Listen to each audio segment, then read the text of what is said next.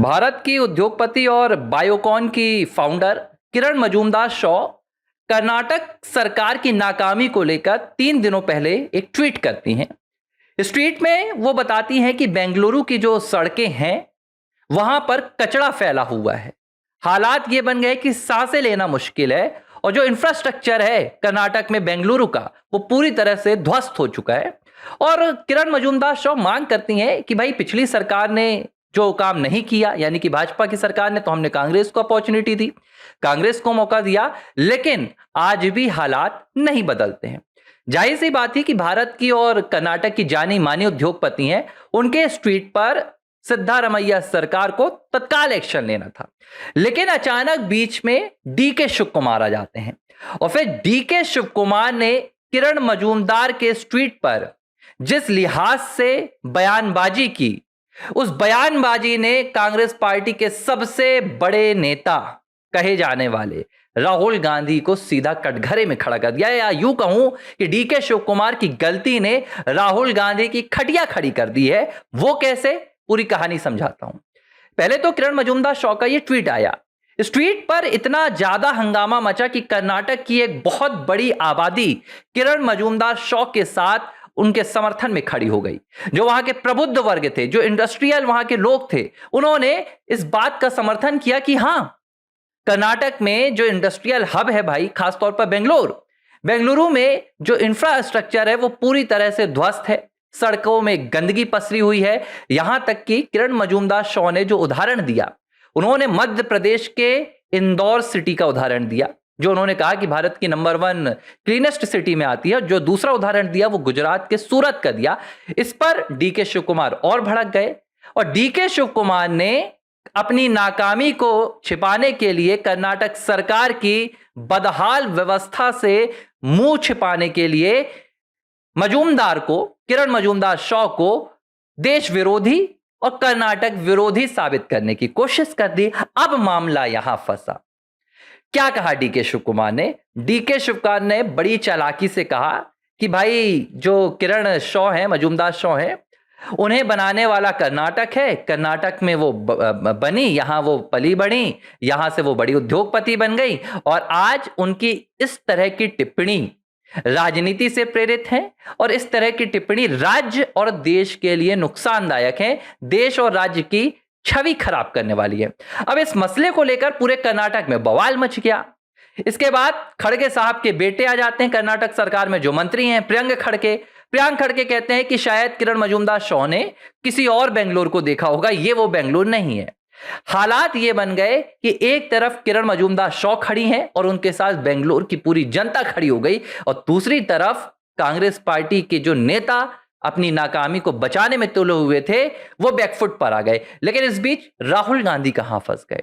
जब डीके शिव कुमार ने किरण मजूमदार शॉ की टिप्पणी को राज्य विरोधी और राज्य और देश की छवि खराब करने वाला बताया तो सोशल मीडिया पर उफान मच गया।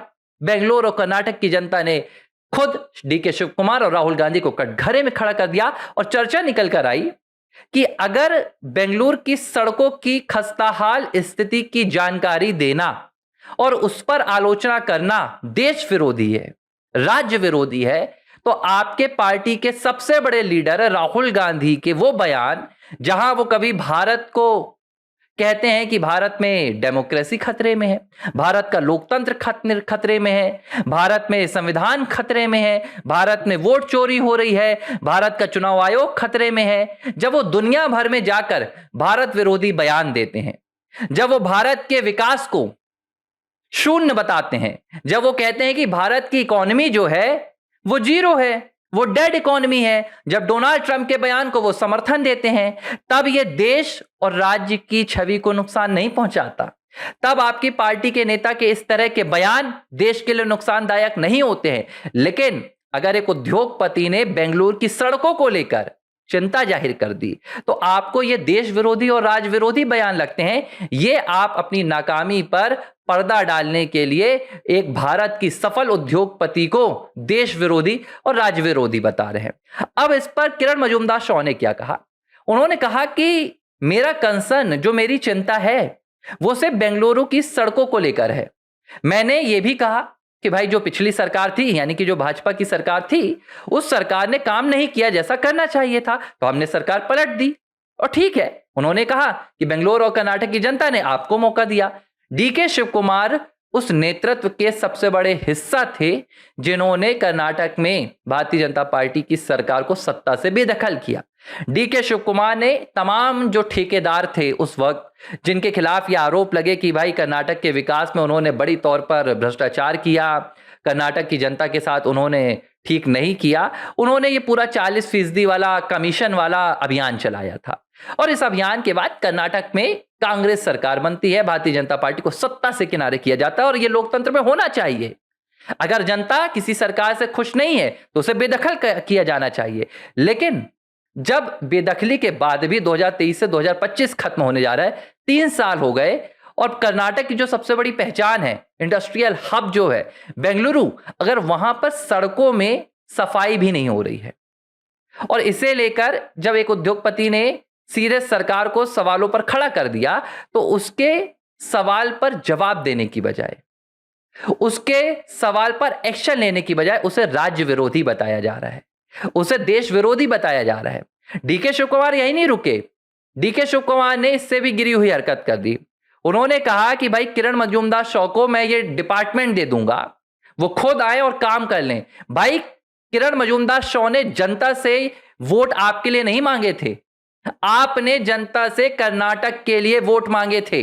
यह आपकी जिम्मेदारी है कि आप कर्नाटक की सड़कों को, कर्नाटक के इंफ्रास्ट्रक्चर को, वहां की व्यवस्थाओं को बेहतर करेंगे। यह किरण मजूमदार शॉ की जिम्मेदारी नहीं है। कर्नाटक की जनता ने आप पर भरोसा किया था, आज आप उस भरोसे पर खरा नहीं उतरे हैं। लेकिन यह एक दूसरा सवाल था।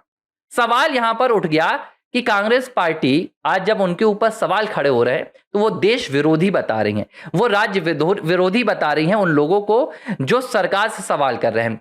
ठीक इसी तरह जब उनके पार्टी के नेता वाकई में देश विरोधी बयान देते हैं तो राहुल गांधी कहते हैं कि हमारी आवाज को दबाया जा रहा है, विपक्ष को कुचलने का काम किया जा रहा है, सरकार तानाशाह हो चुकी है।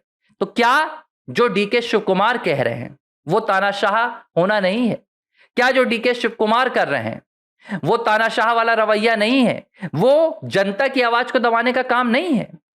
बहरहाल इस पूरे किरण मजूमदार शॉ के मामले ने एक चीज साफ कर दी है कि कर्नाटक की जनता के साथ डीके शिव कुमार और सिद्धारमैया ने कुर्सी की लड़ाई में बहुत बड़ा धोखा कर दिया। कुर्सी की लड़ाई में इन्होंने कर्नाटक की जनता के विकास को पूरी तरह से ध्वस्त कर दिया।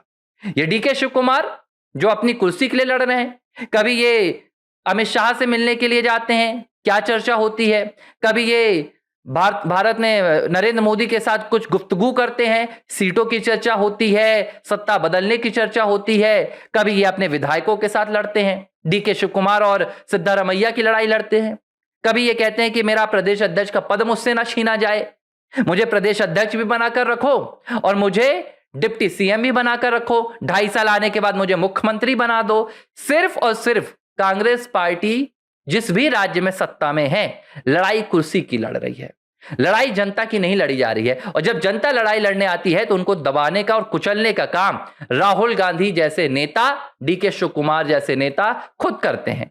और यहां पर डबल फेस भी इनका जो है वो सामने आ गया कि आप एक तरफ कहते हैं कि आपकी आवाज को दबाया जा रहा है, लेकिन दूसरी तरफ जब जनता आपकी सरकार को आलोचनाओं के कटघरे पर खड़ा करती है तो आप उसे देश विरोधी तमगा पहनाने की कोशिश करते हैं। बहरहाल एक बात डीके शिव कुमार को लेकर साफ हो गई है कि डीके ने जो वादा 2023 में कर्नाटक की जनता के साथ किया था, जिस वादे को लेकर वो कर्नाटक की सत्ता में पहुंचे थे, उस वादे को ना सिर्फ उन्होंने पूरी तरह से झूठा साबित कर दिया है, पूरी तरह से झुटलाने का काम किया है, बल्कि उन्होंने कर्नाटक की एक सफल उद्योगपति को देश विरोधी और कर्नाटक विरोधी बताकर जो अपनी सरकार की नाकामी छिपाने की कोशिश की थी, उसने यह भी साफ कर दिया है कि कर्नाटक में अब कांग्रेस के खिलाफ बहुत जबरदस्त माहौल बन रहा है। कर्नाटक की जनता तैयार होकर बैठ गई है और राहुल गांधी और गांधी परिवार के लिए एक बड़ी ये खबर हो सकती है कि अगला जो राज्य उनकी सत्ता से छिनने वाला है उसमें अब कर्नाटक शामिल हो गया है। एबीसी हिंदी न्यूज, आज ही जुड़िए हर खबर के साथ।